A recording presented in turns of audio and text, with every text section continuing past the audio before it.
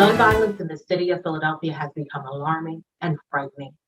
Gun violence is affecting so many people of all ages. It is occurring all hours of the day, and it is very rare that the city of Philadelphia does not see gun violence for one day.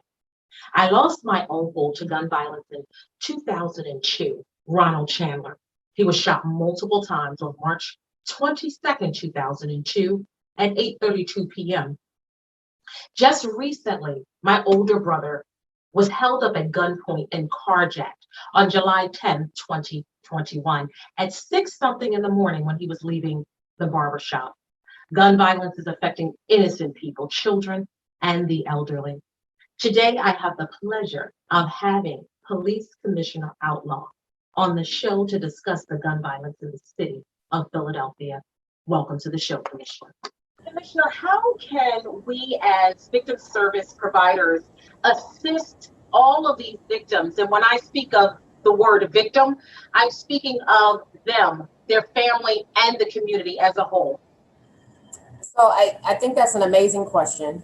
And I think there's a lot that can be done. Obviously, there's only so much that we in law enforcement can do. But as service providers, I think it's helpful to help bring to light what the actual issues are.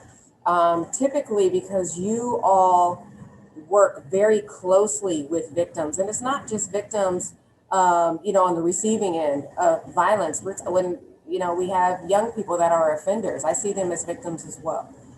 Yes. Or our teenagers, and these again, our offenders are getting younger and younger that we're seeing, because you work so closely with them. You know the dynamics of their structure at home, if there is one. You are very familiar with a lot of the social determinants that we see are driving a lot of the issues. And by coming out and being vocal and saying, no, look, this is what these families need. This is what these victims need. And then also as a liaison between, the police department and victims' families, right? A lot of times we know that families may know who's responsible for committing acts of violence or committing these crimes, and they won't say anything because either they don't feel comfortable, there's no trust, or they're flat out afraid, right? Or they don't know what to do. And I think, being there as an advocate and a liaison is also really, really helpful in ensuring that there's clear communication between the police department and victims and their families, but also with community as well, because they'll speak to you sometimes before they'll speak to us.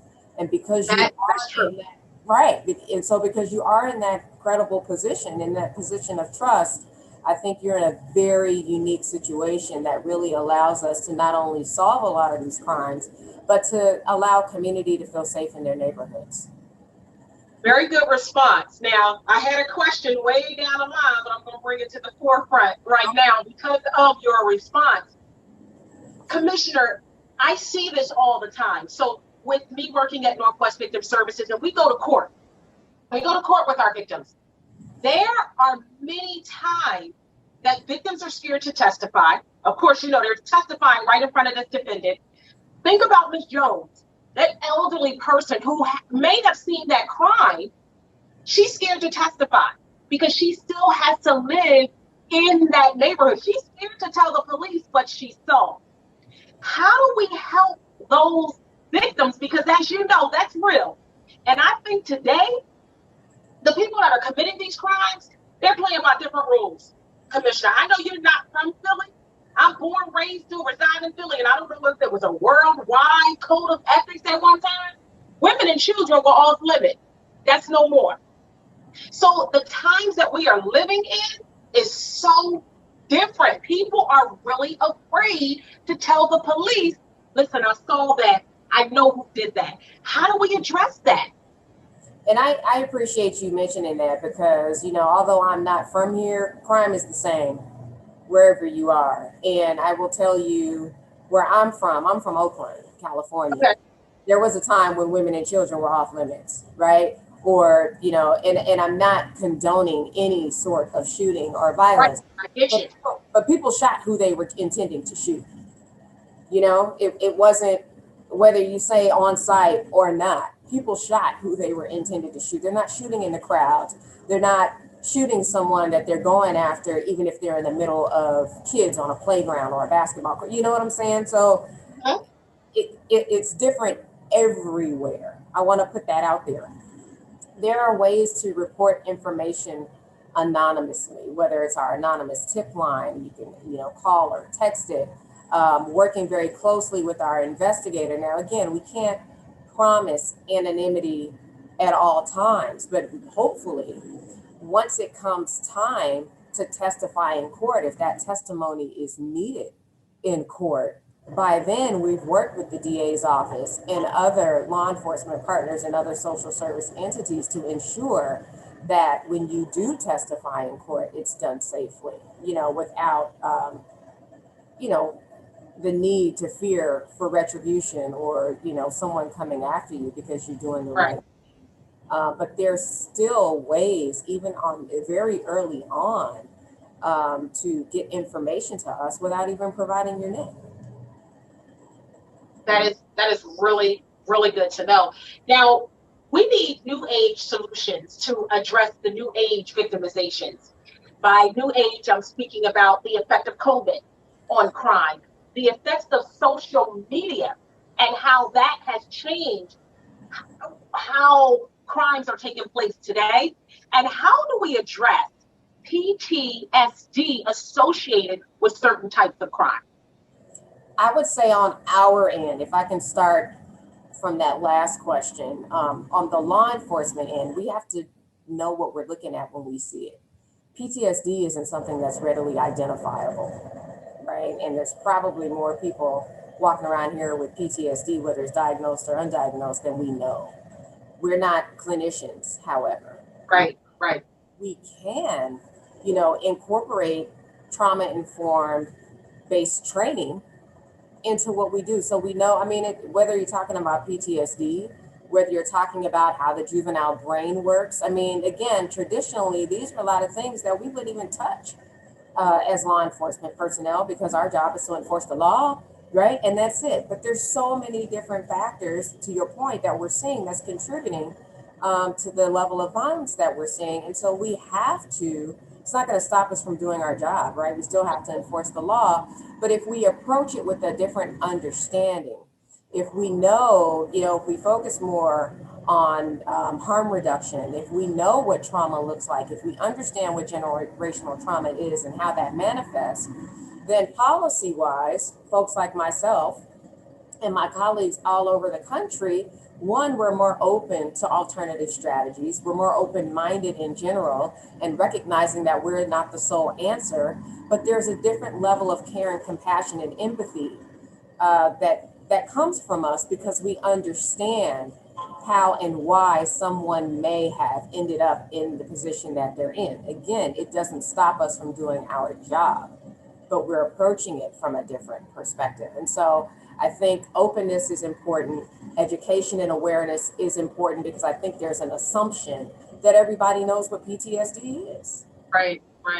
Everybody doesn't know what that is, right? So there has to be an education and awareness component. There has to be an openness and willingness to find and have alternative strategies to policing, to law enforcement, but it's not just on our end, right? When community calls 911, even though 911 can take you down a plethora of different roads, a lot of people associate 911 with what? Police, not necessarily fire, right? And so there has to be some investment from community as well. If we're truly talking about reimagining public safety and the types of responses that we provide, someone has to be ready when they dial 911 and they don't necessarily get a cop, right? They have to be ready for that. And so this is a conversation that can't be held in a vacuum. It can't be held with just clinicians or service providers and police. We have to have community at the table as well, so they too have an understanding of what these alternative strategies are, what that looks like, and maybe why the police aren't the only ones responding when they call. Very, very good response. And I do tell a lot of the victims that I deal with, I'm very hands-on with my victims, and the advocacy part is the part of the job that I love. I'm available 24 hours a day, 7 days a week. And my victims know that, and their family members know that I'm boots on the ground. They can contact me at any time, day or night. But there are times when a victim or their family members may say, yes, the officer that came out to the scene was rude. And I explained to them, listen, that job of that officer is to secure that scene and to make sure everyone is safe. Now, let's talk a little bit about social media. Now, social media has changed so much, and I know a lot of shootings are surrounded around social media, correct? Yes. It's arguments. We say social media beefs, folks feeling like they've been disrespected or whatever it is. And a lot of it initiates from social media. We learned this when we were looking at themes and patterns around 2020, right? We saw that a lot of our violence was driven around, again, arguments, social media beefs, narcotics, open air drug markets, domestic violence, quite frankly. And we knew, and we still know, that there's a lot of guns more than ever out there that are readily accessible and available on the street. And so because of that, we assigned analysts specifically. Now, again, without me going too far in the weeds, I can't share everything, but we knew we needed to focus more heavily on social media. Can't be the social media police and keep an eye on everything that's going on out there. But when we know there's high potential for retaliation, when we know of more, information about victims or who our shooters are, we know we need to hunker down on the social media piece. And then when it's brought to our attention that something is going on social media, we drill down and we narrow down on that. But social media, I would just say technology in general, quite frankly, has changed how we police, how we provide service, because things are happening in real time. Gone are the days where we have the luxury or the capability. I don't like to say luxury because it can sound dismissive, but when we have the capacity or bandwidth to say, okay, we know, for example, a shooting happened or something is about to happen, or I'm angry, I post on social media, I'm about to go burn something down, right? We used to have the ability or the advantage of time to resource or research who that person is who posted it, go knock on the door. Hey, I noticed you said this. You gonna do this? Right? Is this aspirational or are you really about to go do this? Right. And now, because we have technology that allows for live streaming and the ability to broadcast in real time, we find ourselves behind the curve sometimes, because by the time somebody posts it, it's live and they've already done it. And so we're, again, being reactive, and it's kind of after the fact as opposed to allowing us to get ahead of it. Because of that, we have to, do our best to get there. But also at the same time, we just have to recognize that as technology changes, we have to adapt and change as well. And in public government, we're not private sector with all the new widgets and all these, new technological and innovative advances, and as soon as it comes out, we can try it and do it. There's processes, there's procurement processes for us. So we'll find that we're a little bit behind as far as technology goes, but social media has absolutely changed just how people interact, right? Social media has changed how we interact because we couldn't meet in person. Look at us, we're virtually now. Did we ever think even a year ago that we would be doing as much as we're doing virtually, having community meetings, town halls, forums, breakout sessions virtually? No. So, it's really, really changed a lot, not only how we interact with the public, but with how community interacts with each other. And then, again, a fight that used to happen out on the streets now happening on, via technology. And there's no words exchanged, or there's no context. And so now the first thing somebody does when they see that person for the first time after viewing whatever it is on social media, there's a shooting. Yeah. Because there's no intermediary to try to facilitate and bring that down. So heartbreaking, so heartbreaking. Now, the most pressing question a lot of people have is, where are all of these guns coming from? Do you have any idea? And it boggles my mind that 12-year-olds, 13-year-olds, and 14-year-olds are able to get their hands on a gun. A lot of folks, I think what they're expecting us to say is they're coming from this part of the country, way over here, or from outside of the country, the majority of the guns that we're seeing come literally from this region. They're either from within the state, for sure, right? Or from Philadelphia and surrounding counties. We might get some little one-offs and little trickles that come from the Atlanta area or somewhere else, but they're coming from this area. Aside from the ghost guns that we're seeing, the privately made firearms that we're seeing more and more of, you can order those offline. And so because they're not traceable, we can't tell you where those guns are coming from. You can buy a part here, a part there, and you put it together legally because you've purchased it legally because of these loopholes. But the majority of the guns that we can trace, they're being purchased legally, right? That's why we talk about straw purchasing. Someone goes in and legally purchases these guns and then they hand them off or sell them to someone else who carries it illegally, but they're coming from the area, they're coming from the region. We know poverty, lack of opportunity, and lack of job skills play a huge role in a lot of the crimes that are taking place. However, do you know of any other reasons as to why crime is so high and or was so high in 2020 and why it's so high in 2021 so far? Yeah, well, I think what we're seeing in 2021 is a continuation of what we've seen in 2020. So to be frank with you, violent crime, specifically our shootings and homicides, began a steady increase dating back to 2015. It wasn't just 2020. We saw a steady increase going back several years. We know that all of the factors that you mentioned existed.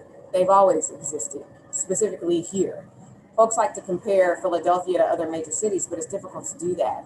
It's not apples and apples. We're one of the poorest major cities here in the country for a city our size. So the level of poverty isn't comparable to other comparable sized cities.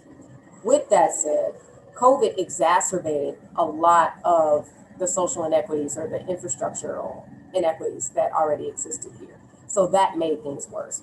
We know that lack of access to economic well-being is a determinant, right? We know, when we talk about jobs, housing, education, we know that, but it was exacerbated last year. So it made things worse, not just here, but all over the country.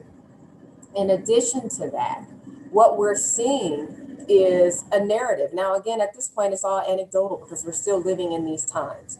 But we've had some researchers come out and say, we think that the defund narrative, whether cities actually defunded their police or not, led to this, I don't want to say lack of respect, but it's pretty much what it is, right? Lack of regard for authority. But it's not just authority that we're seeing here in Philadelphia or everywhere else, it's humanity, right? You were saying, it used to be women and children were off limits. We don't see that anymore. There has to be some sort of focus on just mindset. We're talking about mindset nowadays. If someone says, I'm going to shoot at this person, I don't care if their 3-year-old kid is sitting in the car, which we've seen, tells you we're addressing something here. Mental illness, right? Mental health. But also on our end, from the law enforcement perspective, we talked about somewhat how difficult it has been for us to clear a lot of these cases, either because people aren't coming forward. And quite frankly, we talk about this all the time. We have really good direction in a lot of these cases, meaning we know who's responsible for a lot of these cases. We have strong leads.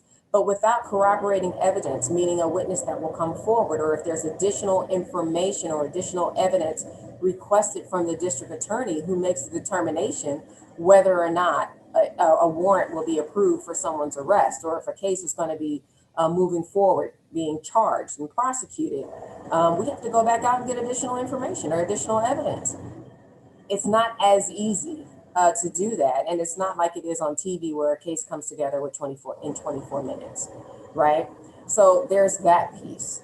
And I will also say, quite frankly, there has to be serious consequences for these folks that are out here carrying these guns, depending on where you sit. I mean, this isn't a political thing, right? Police, we're not over here, we're not over here. When all the politics are gone, people come and people go, there's one constant factor. It's us. It's the police. We're not political beings. When we make these arrests for people carrying illegal guns, we need them to stick. We need there to be serious consequences for offenders that are repeatedly carrying guns, using them illegally. We've seen that there are themes and patterns between our shooters and our victims. A lot of them have had open gun cases during the time they were shooting or at the time they were shot and or killed. A lot of them have had multiple gun cases, and it's been a revolving door. So when we continue to bring this to the attention of the public, it's not that we're casting blame or pointing fingers at doing this. We know that there are people out here, it's a small percentage of individuals that's responsible for the largest proportion of the violent crime here. We need those consequences when we're talking about them to be proportionate, and we need them to stick, and we need to make sure that they don't get out again. And that's what we're seeing. Now, again, there's been better communication between the police department, and everything I'm telling you now is the same thing that we share with the DA's office, right? But philosophically, I think there has to be better alignment with the criminal justice system. And it's not just here, it's all over the country because we're seeing it. And again, I don't think we throw the baby out with the bathwater. We don't believe that everybody has to go to jail. Some people, if they had a job to go to in the morning and a place to lay their head so they can clean themselves up before they got to said job with some job skills and training, they're fine. They're great. We're not talking about those people. We're talking about the folks that we know are serious offenders, and they're repeatedly committing these crimes time and time again. So there's a little bit of everything. There's a need for better alignment on our end because we're just the entryway, right, to the criminal justice system. There's need for better alignment. There's need for education and awareness around, again, trauma-informed care and harm reduction. There's need to address all of the social determinants that you talked about that were exacerbated during the pandemic. But when it's said and done, we're going to continue to do our jobs. We're going to continue to make arrests. We're going to continue to beat the pavement, do what we can to gather intelligence and data to drive our decisions, and do everything that we can in the meantime to continue to build or even reestablish trust in areas of the community that have been lost, because we know that's how we get more people to come forward. How can law enforcement regain the trust of the community? And once that is done, do you think crime will decrease? It's easier said than done, because it's not something that, oh yeah, I went out and had a meeting with this one group and now, oh, we're good. Right. Any relationship takes time. Any relationship. And that's what these are. The community, going back to the point that you made earlier, they said, look, we want more cops on the street. It doesn't mean I don't want to see you, but when I do see you, I expect you to treat me with dignity and respect. And, you know, as my grandmother would say, Miss Teresa, as they all called her, you know, don't talk to me like I got a tail in between my legs. You know, it would. So there's little things, low hanging fruit that we know that we can do, right? Folks want to see us get out of our cars and walk. We do have foot beats. We do have officers on bicycles, but they want to know who the officer is that's assigned to their area, whether it's their PSA or their beat. They want to know them by name. And, you know, a lot of folks reference how back in the day, officers knew where people lived, who they belonged to. Meaning, if you're a kid, I always say that with kids, who you belong to, who their grandparents were, who the structure was, you know, the familiar structure in their house. So sometimes it wasn't always arrest. They bring you home, knock on the door, like, you know what your child did 5 minutes ago, right? Because there were relationships there. And again, it's not saying we can't do that today. I know that for a fact that we're spending a lot of our time chasing the radio, meaning calls for service, 911, going from call to call to call to call to call. And then two, I think as generations change, we're getting, you know, our new cops are amazing, but we all know, and for those of us who are parents, you know, I was taught how to answer a phone, little stuff that we take for granted, right? Right. We're dealing with texters. So a lot of folks don't even have landlines anymore. True. You know, I communicate via text, or, you know, I tell my boys, and they knew this early on, don't text me with these little acronyms and build words on purpose and all that. No, you speak to me via text the same way you would hold a conversation.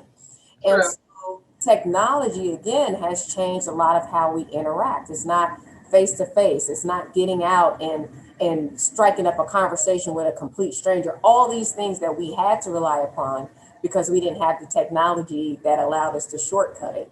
So, it's not that we're necessarily being rude. It's just that, there's different generations now that may communicate in a different way, and we have to reaffirm and reinforce with them as they come in. No, we still have to get out and communicate with our folks. And again, it's going to take time because again, I these agree. are relationships. Community also wants their, and I get it. It's like, look, even I said it, I'm like, I'm beyond these meetings. I'm beyond lip service.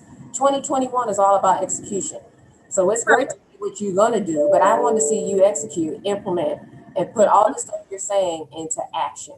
What are you going to do differently? So once they see, I think, some results, it'll give us some quick wins. I focus on the smallest things that we can do to have the larger impact. But again, it's not going to happen overnight. And it's also a two-way street. If there's community meetings or events out in the community, this has actually happened to us. We just show up after being said, hey, just come and shoot the ball around with us, do whatever. And then we get there and there's a, why are you here? So it has to be an openness on both sides, but we will definitely get there. We have to, because we're all of the same community. But in order for us to accomplish the goals that we're all striving toward, we have to be open-minded to allow everyone to have a seat at the table. As the first female commissioner of Philadelphia and being a woman of color, what has been your greatest challenges? Just that. Just that. Just that. Oh, There was so much focus on, and I appreciate, as it's unfortunate that I'm saying this in 2021. I've been a trailblazer here, but also in previous assignments. And we shouldn't be having these first conversations in today's day and age. We just shouldn't, because there's so many more like me that I've been working behind the curtain for just the longest of times and pulling all the strings from behind the curtain, but haven't been given a shot or a seat at the table to show, hey, we can, right? We know that we've had to do 1,002% more than everyone else. We also know that we tend to second guess ourselves because society says you're not ready or you're not enough, right? For me, it's either you're not old enough, or it's always something. You're too feminine, or you're too much of yourself. And I quickly learned that the quicker or the sooner you are comfortable, we are comfortable in our own skin and being our genuine, authentic selves, the floodgates just fly open. But I say that being the first Black woman to do this was and still is one of the biggest challenges, because the expectations are unrealistic. One, in my past life, when I was the chief in Portland, Oregon, I found that the very small Black population in Portland expected me to just be the police chief for Black people. Doesn't work that way, right? And then I come here, and there was so much focus on being a first and being a Black woman and all these things about me that I can't change, that for the longest time, no one took the time, I found, to listen to what I was actually saying. And so there was so much focus on, again, on this, the outer exterior. If you paid attention, and I still say to this day, I've been saying the same thing today that I said from day one, from the day that I got announced, right? There has to be serious consequences for those who are out here committing these most egregious and violent acts of crime. And I get asked the same questions over and over again, which tells me that people weren't listening. I had a group of very well-intended people, very caring people say it, and before they knew it, they were like, oh, we do know, we get it now. She does know what she's doing. Well, had you listened or paid attention, right? right. Early on, you would have known that. So again, the expectations are way up here. And there's an expectation to come in and move mountains and do all these things, because as Black women, we've been the caregivers, the nurturers, the fixers for society, for everyone, for so long. And just because the burdens are heavy, it doesn't mean, of course we can handle it, but it doesn't make it any less heavy. And so I think all of the expectations around being a first and so much attention focused on that makes it very, very difficult because, again, I've been compared to my predecessors who never had to deal with any of the things, that I've experienced in this year and a half that I've been here. But there's an expectation that because I'm a Black woman, I'm about to fix it overnight.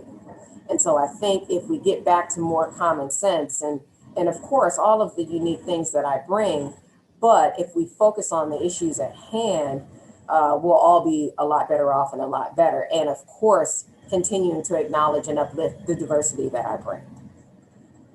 Thank you so much, Police Commissioner Outlaw. I am honored that you came on to my show. I admire you, and I thank you for all of the hard work that you are doing. All of the officers that I come in contact with, they know that I speak very highly of Philly PD. I think you guys get a bad rap on a lot of occasions, but I thank you for all the work that you are doing. I thank you for all the work the officers are doing in the city of Philadelphia. Thank you so much for coming on my show. I appreciate it. Thank you. Thank you so much for joining me today.